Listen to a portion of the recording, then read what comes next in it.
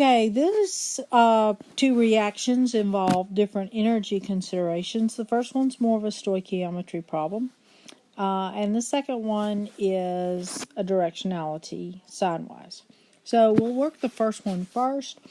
What is the enthalpy change when 8.45 grams of titanium reacts with excess iodide and produces titanium 3 iodide? So what we're looking for is the enthalpy, which is pretty much the energy. Now you're going to start with the amount given, which is 8.45 grams of titanium.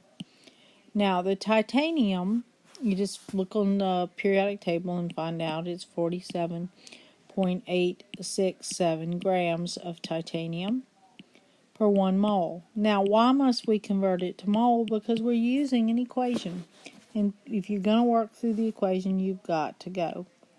Now, because this one is using titanium and it's going to react with the iodide, so it's going forward, then the sign stays the same. If we were to flip the process and decompose the titanium iodide, triiodide, then it would go in reverse. So we know if we look at it that for every 2 moles of titanium, you're going to get negative 839 kilojoules of energy given off.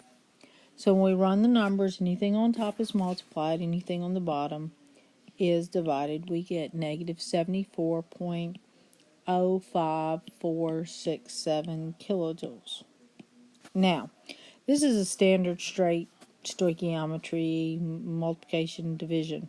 So we look at our number of significant figures. We're dealing with 3 significant figures.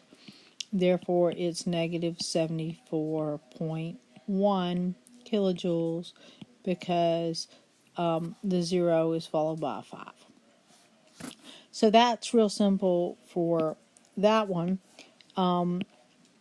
Let's look at it again and do the next problem. Now the next problem is the energy of a system. So basically is delta E is equal to Q plus W. The trick to this problem is the sign and the units. So for example, calculate the energy with 804 joules of work done on it. So work is 804 joules. And the work is done on it. It's not done by it, so it's not giving it off, but it's done on it or to it. That means it's going to absorb it. Now the other thing says is that it is absorbing 1.22 kilojoules of heat. Well, that means that Q is 1.22 kilojoules, but it's again absorbing it. If it's absorbing it, it's positive.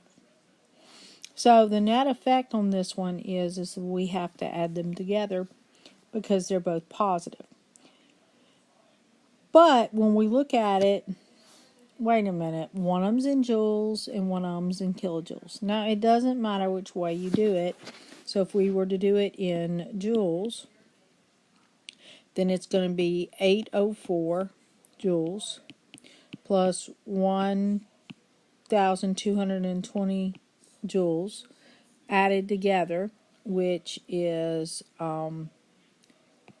2,024 joules. Okay? Now, if you're doing this math-wise, the last digit that's going to be significant is this one here. So it would be reported as 2020 joules. Okay? If you do the same thing in kilojoules, then it's positive 0.804 kilojoules plus 1.22 kilojoules, which again, when you add it up, is 4202 with the decimal there. And again, if you're doing addition and subtraction, you limit 2 places after the decimal, so your answer would be 2.02 kilojoules. And in both cases, it's going to be positive.